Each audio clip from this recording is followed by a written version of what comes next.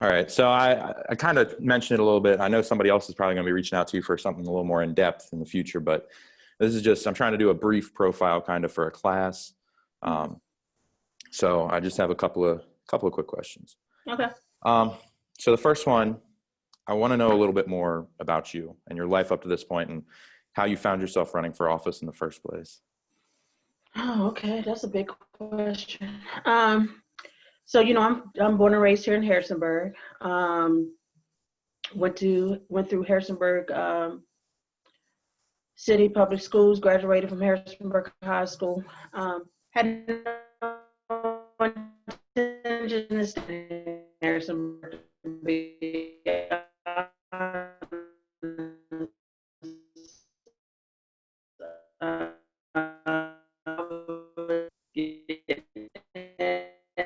Went off to college, to Radford University. And after I went to Radford, I ended up in Charlottesville, Virginia. And I actually lived in Charlottesville for probably about close to 20 years. Hey, Max, can you hear me? I can hear you. You there? Yeah. Can you hear me? Yeah. You went out for a I minute. know. I don't know what happened there. I've never had that happen here. Huh. I don't know what's going on now. Can you hear me though? I can. I see you now. Okay. All right. Can I get you to, one more time? I'm sorry.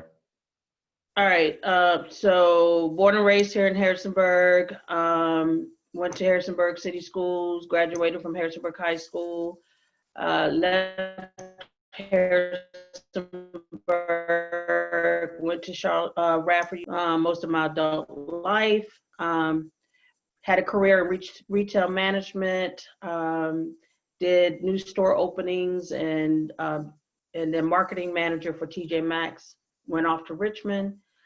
Came home around 2013, and I only came home because of my grandmother. She couldn't live in the house alone anymore, and so I decided to come back to help her because we didn't want to put her in a nursing home. And it's when I came back home, I was invited to come out to then was the new high school. My high school is Memorial Hall that JMU owns. But I went to tour the new high school, which is the current high school now. And when I did the tour, we kind of walked downstairs, and there was a daycare center downstairs. The daycare center was for the teachers. And the person I was walking with was like, no, that's for the students. And so it kind of bothered me that there were girls from the ages of 14 to 17 who were pregnant in my city. That prompted me to do some research on teenage pregnancy, and I found out that Harrisonburg was like second highest city in the state of Virginia in teenage pregnancy. And so that's when I decided to do work with young ladies. And so I started my own nonprofit called Ruby Slippers, which eventually went into the school system as an after-school program for girls. From that, involved On the Road Collaborative, which I am now the director of community and school partnerships. We serve middle school, high school, over 300 students. But that's what started me to go to city council meetings, because I never went to city council meetings because of the overcrowdedness of the high school. So I started going to city council meetings, and I saw that I was looking up this one particular meeting. I was there. It was like a 7-hour meeting. It was crazy. And the main topic was the high school. But I looked at the dais, and it was all men. Chris Jones was the mayor, and he's African American. But overall, it looked like the same leadership that's always been in Harrisonburg since I was growing up. Then it was 2016. Hillary Clinton was running for president, and I had it in my mind that it was time for a woman to run for Harrisonburg City Council. Just a quick backdrop Only 3 women have ever served on Harrisonburg City Council in over 100 years. Only 3 African-American men served on Harrisonburg City Council. The last woman to serve on Harrisonburg City Council was back in 2006. And so I decided to find a woman. I found this woman. She agreed to run. I was her campaign manager. And throughout the process, she kept asking me, why haven't you decided to do this? You need to run. And I just felt like I wasn't qualified. You know, I didn't feel like Harrisonburg would vote for me, would vote for a Black woman. I didn't think they were ready for that. She did. And what she ended up doing was she dropped out the race. And I put my name in. And, you know, from there, I won the most votes ever in a city council race. My colleagues appointed me mayor as soon as I was sworn in as a council. They appointed me mayor, and I've been mayor ever since for my entire 4 years. So that's kind of my story. That's a great story. Oh my gosh, wow. No, I was sitting here listening. I'm like, oh my gosh, this just gets crazier and crazier. That's so amazing. I love that. All right, so having been in office for a little while, what is one thing that you think you're most proud of after being in office?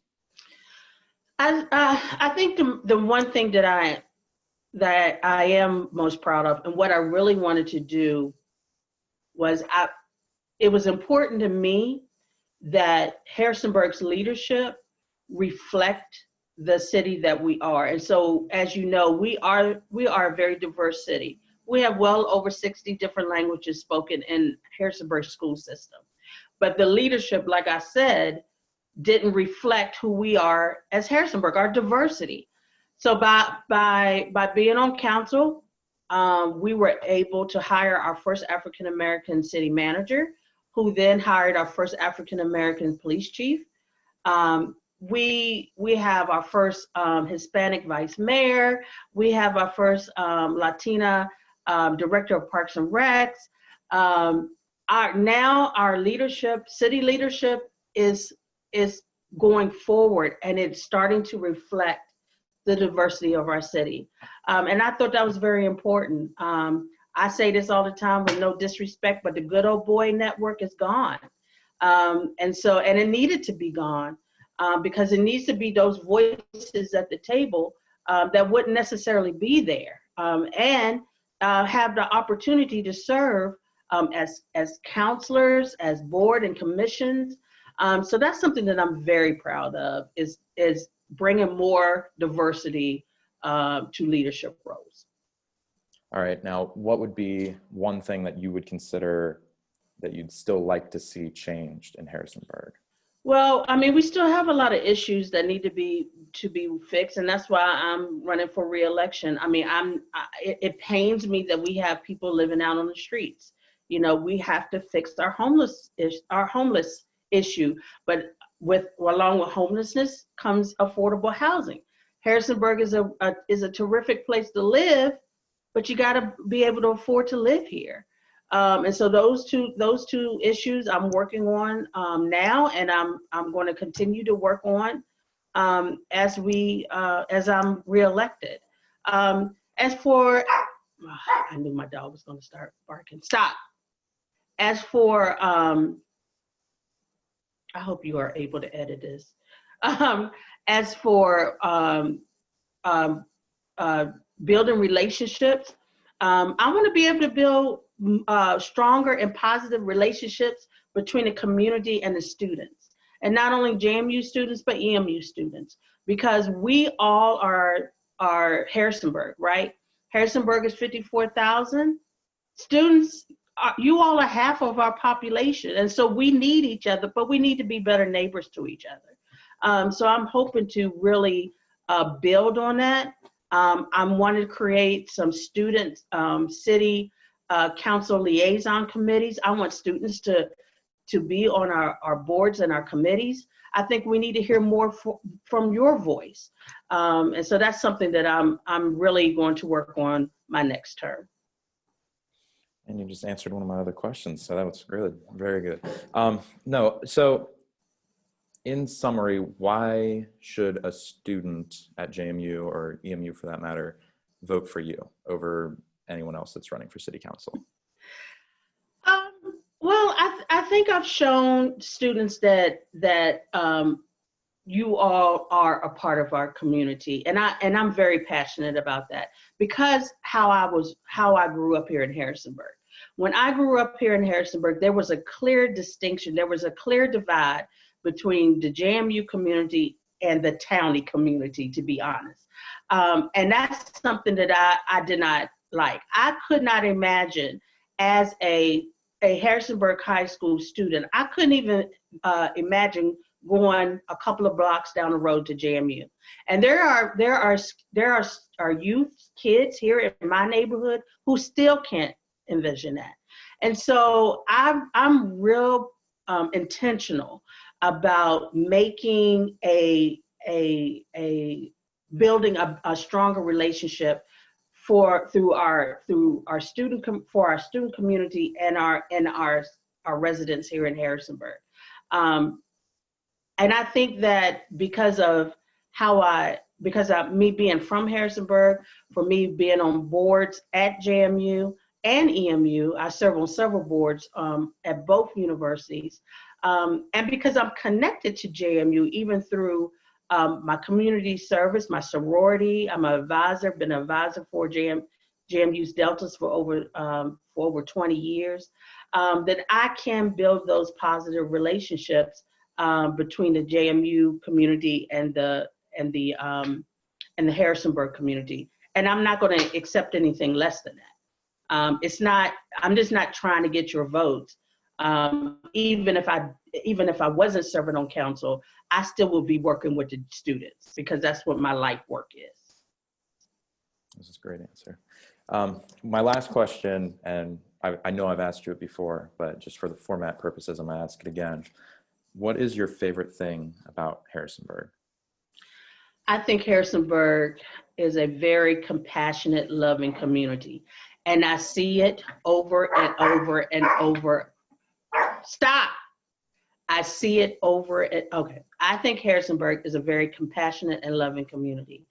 And I see it over and over again, all the time, during COVID, during the racial injustices that's out there with George Floyd, and we came together.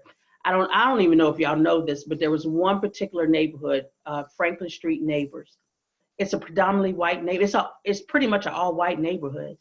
They were the ones who went out and did the Black Lives Matter campaign here in Harrisonburg. They bought those signs and they put them all over 600 signs in Harrisonburg. And then they donated the proceeds to the Northeast Neighborhood Association, who is an organization out of my neighborhood. I mean, that's love and that's compassion. It was JMU, right? And the city of Harrisonburg who came together during the pandemic so that our homeless people had an emergency shelter. And we did that at Godwin Hall. That's love. I mean, that's who we are. And when we say we're the friendly city, we are the friendly city. Now, do we have more work to do? Yes, we do. But the core of who we are as Harrisonburg residents and a Harrisonburg community is compassion, and nobody can tell me anything differently. Awesome. All right, well, that's all I have for you. I told you I wouldn't keep you too long. I like it, Zach. I love when we get together.